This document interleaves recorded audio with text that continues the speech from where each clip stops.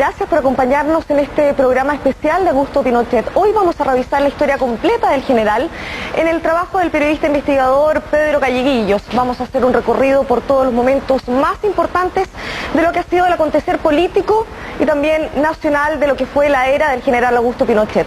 Vamos a comenzar con una primera nota que a ustedes les va a informar completamente de los inicios del régimen militar.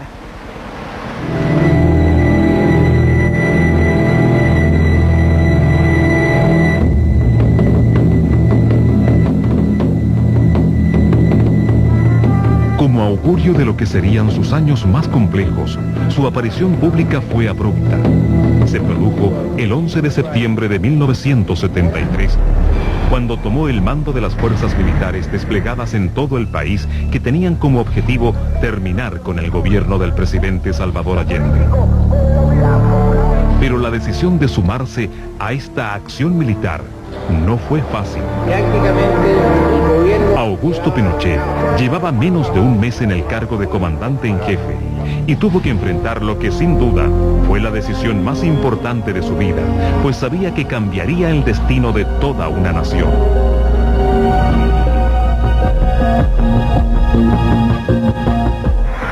El Congreso Pleno proclama presidente de la República al ciudadano Salvador Allende Gómez. Se levanta la sesión. Su entrada en escena en la vida pública comenzaría 2 años antes, en pleno gobierno de Salvador Allende. Estaba al mando de la guarnición de Santiago del Ejército. Por su cargo, le correspondió desfilar el 21 de mayo de 1971 durante la inauguración del año legislativo a cargo del presidente de la República. La unidad popular estaba en su primer año y el clima político y social era difícil. El asesinato del exministro Edmundo Pérez Sujovic por la vanguardia organizada del pueblo no hizo otra cosa que alejar aún más las ideologías de la época que comenzaban a hacerse irreconciliables. La economía ya estaba en picada, con una inflación cercana al 400%, y las imágenes de largas filas de personas buscando mercaderías eran recurrentes. La figura de Augusto Pinochet era desconocida. Su bajo perfil público lo había mantenido alejado de la coyuntura del momento e inmerso en las labores del ejército. Pero desentenderse de los avatares políticos de la época resultaba imposible. Más aún, cuando el comandante en jefe del ejército, Carlos Prats, decidió reestructurar su alto mando y en enero de 1972 lo nombró jefe de Estado Mayor del Ejército, algo así como el segundo de a bordo en la institución. La crisis avanzaba. 1972 sería un año muchísimo más duro en lo económico. La escasez de alimentos hacía casi imposible a cualquier familia acceder a una canasta básica. El país comenzaba a instalarse en el último lugar de crecimiento en América Latina. El desabastecimiento provocó el cierre del comercio y las colas frente a los establecimientos comerciales se hacían habituales. El sueño de la unidad popular comenzaba a transformarse en pesadilla. El clima social y político del país era de una violencia verbal y física muy grande. La inflación se nos disparó. Estados Unidos hizo bastante para que Chile fracasara y Salvador Allende también. Se conspiró contra su gobierno. Los sectores opositores presionaban a los militares para llevar a cabo una salida abrupta a la crisis que enfrentaba el país. Que hay veces que le tiran maíz a la casa de él y le decían milico cobarde, haga algo. Les recuerdo lo siguiente: ¿cuántas veces me insultaron cuando venía al Ministerio de Defensa, era jefe de Estado Mayor General? ¡Cobarde! Y creo que demostraba mi vida de no haber sido cobarde nunca. Pero no lo quitaron. Otros tiraban maíz, algunos me dejaban caer monedas, etcétera, etcétera. octubre de 1972, los distintos gremios del transporte iniciaron un paro en protesta por las malas condiciones de la economía. Duraría solo 3 días, pero se extendió por un mes. Eso generó desabastecimiento. En las ciudades no había, graves dificultades para que la población pudiese tener su alimentación normal. Detener todas las vías de transporte. Ese paro del octubre del 72 yo creo que fue determinante en desorganizar la economía. Los rumores de un posible término abrupto del gobierno imperante comenzaban a hacerse más y más fuertes. Por esto, y como signo de unidad, el presidente Allende llamó a importantes miembros de las Fuerzas Armadas a su gabinete. Su intención era vincularlos a su gobierno para dar una señal de participación y de calma.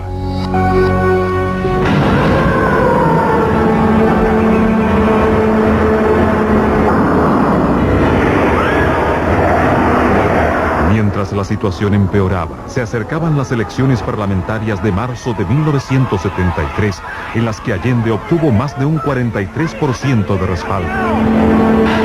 Una salida pacífica al conflicto se veía casi imposible, y para muchos fue el momento clave para comenzar a pensar con seriedad en un acto de fuerza para sacar a Chile de la mala situación económica en que estaba.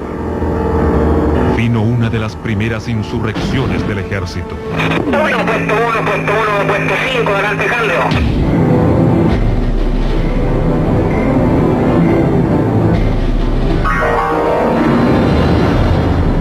El teniente coronel del regimiento de blindados número 2, Roberto Super, salió con tropas a la calle, pasando a llevar la autoridad de la comandancia en jefe del ejército. Carlos Prats lo tomó detenido por insurrección. Rindo homenaje a las fuerzas leales del Ejército de Chile, de la Armada Nacional y de la Nación. Y si yo pudiera calificar de alguna ingenuidad a mi padre, yo diría que más bien su ingenuidad fue creer en la absoluta respeto a la institucionalidad, a la tradición republicana, a la doctrina Schneider de las Fuerzas Armadas. El sábado 30 de junio, Augusto Pinochet participó en una reunión del alto mando militar. Además de los 3 comandantes en jefe de las Fuerzas Armadas, participaron José Toribio Merino, Gustavo Lee y Sergio Arellano Starr. En esta reunión, el general Carlos Prats dio una clara instrucción que indicaba que las Fuerzas Armadas deberían mantener su independencia. Antes de que Augusto fuera nombrado comandante en jefe, Allende lo llamaba en la noche a las 3 de la mañana y tenían a varios personajes, Altamirano y otros, y haciéndole preguntas. En ocasiones fue muy angustiante, tuvimos nosotros que irnos a la casa de mi hija, que no sabíamos qué iba a pasar. Yo creo que él siempre quiso y quería encontrar una salida. A él no le parecía, digamos, bien, y por eso su esfuerzo hasta el final, incluso el diálogo político con quienes, más que adversarios, desgraciadamente habíamos pasado a ser enemigos, digamos, me estoy refiriendo a la democracia cristiana, y sin embargo su intento hasta el final del diálogo político.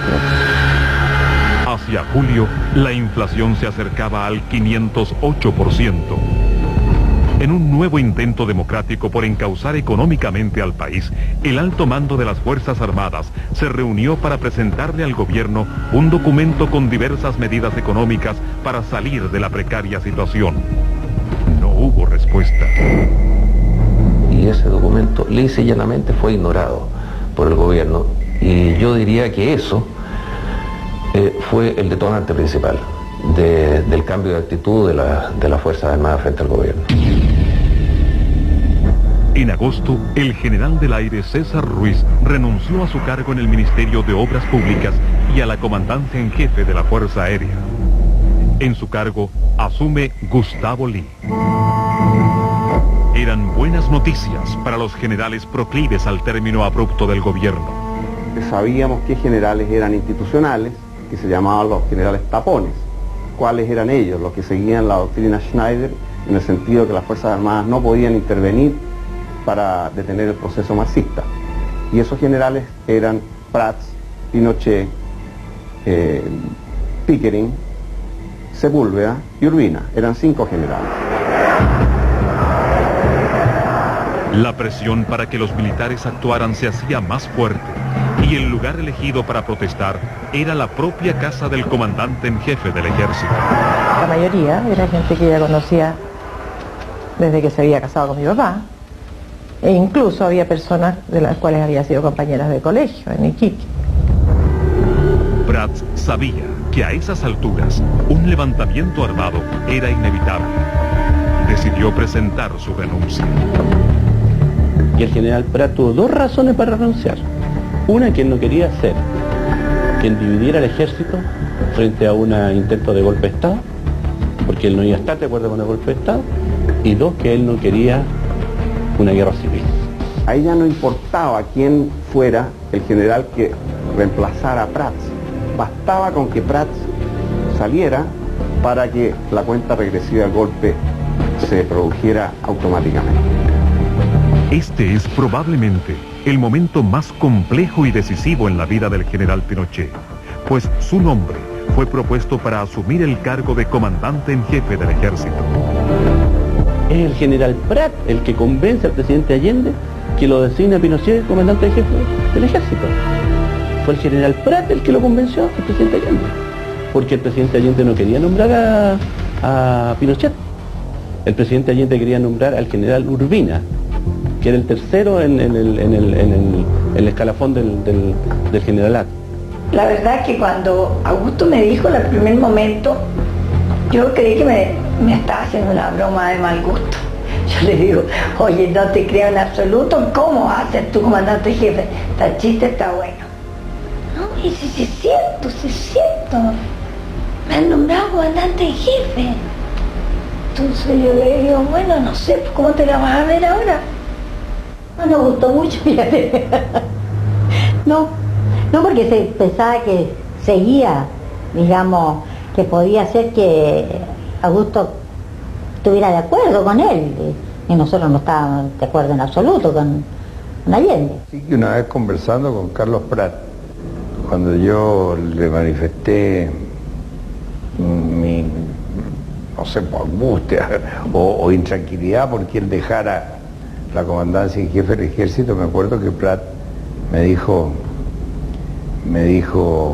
no se engañe Orlando, me dijo, yo he sido leal al gobierno porque sigo la doctrina Schneider, pero yo no soy partidario, nunca he compartido los puntos de vista políticos de ustedes.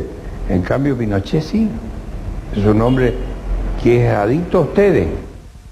Y todos pensamos, por lo tanto, de que Augusto Pinochet no solamente iba a ser un hombre leal a Allende, sino que iba a impedir cualquier asonada que pudiera culminar en un golpe de Estado. Nos equivocamos. Y se equivocó Salvador Allende, por cierto. Esta percepción nunca fue compartida por la familia ni por sus más cercanos. Incluso para una gran parte del ejército, la llegada de Augusto Pinochet era una luz de esperanza ante lo que denominaban tibieza de mando de Prats. La desconfianza que despertaba el general Prat se transformó en confianza hacia el general Pinochet de que la institución iba a ser mandada por un hombre con personalidad, con buenas condiciones de mando y con carisma. Te voy a decir que ni siquiera yo creí que iba a poder ser comandante jefe, no porque no tuviera suficientes méritos, sino porque como era Allende el presidente, me parecía imposible, porque bastaba verle la hoja de vida a mi marido para saber que él era contrario absoluto a los comunistas, así es que hasta eso mismo fue una sorpresa muy grande. El 23 de agosto del 73, Augusto Pinochet hizo su juramento como comandante en jefe del ejército. Orden de comando. Considerando A. Lo dispuesto en la orden comando número 6070. Asumió en uno de los momentos más complejos para el país y para las propias Fuerzas Armadas.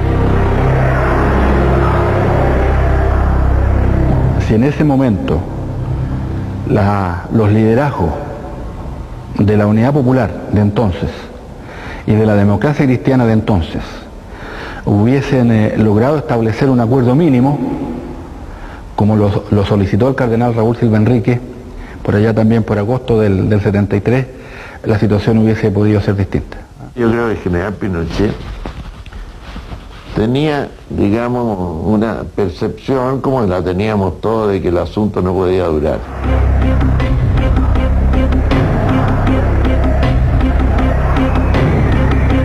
Una vez que el general Prat abandonó su puesto, renuncia, y es nombrado comandante en jefe de Miguel Pinochet, él comienza a recorrer las unidades y yo lo vi en la escuela de infantería, cuando fue a conversar con los oficiales. Y ahí nos dimos cuenta de que era una persona que quería dar confianza de que cualquier cosa que pasara, cualquier situación que ocurriera, debía ser la institución como un todo. Y no como en esos momentos estaba ocurriendo, que en diferentes unidades se estaban produciendo liderazgos en todas ellas a distintos grados, lo que no había sido bien visto, digamos, por el alto mando. Su liderazgo al interior del ejército fue fundamental. Así el nuevo comandante en jefe se aseguraba que cualquier decisión que tomara sería respaldada y respetada por su institución, y a la vez lo dotaba de tal autoridad que cualquier decisión debía contar con su aprobación.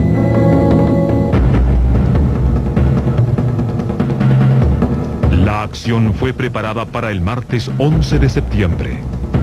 Augusto Pinochet estaba frente a la decisión más complicada de su vida. El grupo que comandaba las acciones le pidió expresamente que respondiera si les apoyaba. Debía sumarse comunicándose telefónicamente con Sergio Arellano el sábado 8 de septiembre. Pinochet no lo llamó. No lo llamó, a pesar de que se comprometió a hacerlo en ese momento, y no pasó nada tampoco la mañana siguiente. Pero como tampoco se recibió una información en contrario, el general Lee en la tarde del día domingo va a la casa de Pinochet, entendiendo que no se había atrevido a llamar por el tema de las filtraciones que podían producirse. El domingo fue el cumpleaños de mi hija Jacqueline. Entonces ahí estuvimos nosotros todo el día con distintos grupos de personas, porque lo tuvo allá Patricio Carvajal, Lee creo que también estuvo, y bueno, resultado que conversaban con María en el escritorio, salían. Y uno de mis hermanos, que es menor, que era muy bromista, dijo, en ese tiempo era bien joven, tendría unos 25 años, dijo, ¿qué parece que ustedes estuvieran complotando Augusto aquí? Entonces, bueno, nos reímos, y eso lo dijo afuera, en la terraza, etc. Y yo creo que mi papá tiene que haber meditado mucho tiempo, y mi madre lo apoyó en eso, como siempre lo ha apoyado en todo, para que librara a este país de un marxismo, digamos, donde iba a terminar como Cuba, o peor. Entre ese día, el 23 de agosto del 73 y el 11 de septiembre, yo creo que el general Pinochet tiene que haber dormido muy mal, porque tenía que tomar esa decisión tan dramática de o la guerra civil o el golpe de Estado. Yo creo que mi padre era la persona que tenía más claro que cualquier golpe de Estado podría implicar muchas víctimas, y no se equivocó. En el golpe no están carentes de contradicciones, pues el propio Augusto Pinochet relataría muchos años después en sus memorias que participó en la organización de la maniobra militar desde un comienzo. Al menos todas las voces concuerdan en que el día 10 de septiembre su participación estaba ratificada. El día antes, mi hija iba a ir a la biblioteca de Augusto a sacar unos datos para cuando se reiniciaran las clases. Entonces la Lucy me llamó y me dijo, dile a la Tatiana que no salga a ninguna parte. ¿Pero por qué, Lucy? ¿Qué pasa? No, que no venga y que no salga, nada. Tomó lugar en el batallón de telecomunicaciones en Peñalolén, desde donde coordinó las acciones. Con ustedes se leerá a continuación la proclama de la Junta Militar de Gobierno. Santiago, 11 de septiembre de 1973. Las Fuerzas Armadas y Carabineros de Chile declaran, primero, que el señor presidente de la República debe proceder a la inmediata entrega de su alto cargo a las Fuerzas Armadas y Carabineros de Chile. Segundo, que las Fuerzas Armadas y el Cuerpo de Carabineros de Chile están unidos para iniciar la histórica y responsable misión de luchar por la liberación de la patria del yugo marxista y la restauración del orden y de la institucionalidad. Firmado Augusto Pinochet Ugarte, general de ejército, comandante en jefe del ejército. Toribio Merino Castro, almirante, comandante en jefe de la Armada. Gustavo Lee Guzmán, general del aire, comandante en jefe de la Fuerza Aérea de Chile. Y César Mendoza Durán, director general de Carabineros de Chile. Mi padre llegó ese día 11 en La Moneda pensando que Pinochet iba a ser leal. La llamada vía chilena de construcción del socialismo, que empujó y enarboló como bandera a la unidad popular y exhibió mucho en el extranjero, estaba rotundamente fracasada. Y eso lo sabían los militantes de la Unidad Popular y lo sabía Allende. En estas circunstancias pensamos que la acción de las Fuerzas Armadas simplemente se anticipó a ese riesgo para salvar al país de caer en una guerra civil o en una tiranía comunista.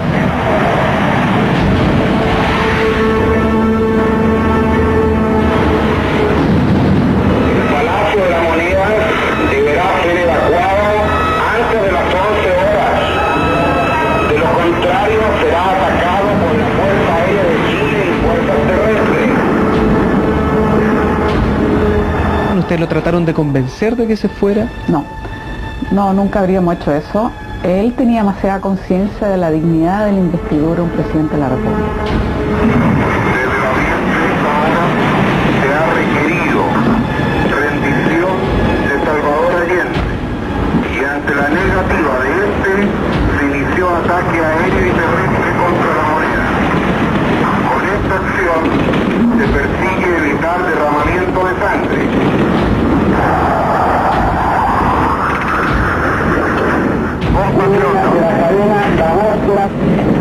Esta será seguramente la última oportunidad en que me pueda dirigir a ustedes. La Fuerza Aérea ha bombardeado las torres de Radio Portales y Radio Corporación. Seguramente Radio Magallanes será callada y el metal tranquilo de mi voz no llegará a ustedes, no importa, lo seguirán oyendo. Colocado en un tránsito histórico, pagaré con mi vida la lealtad del pueblo.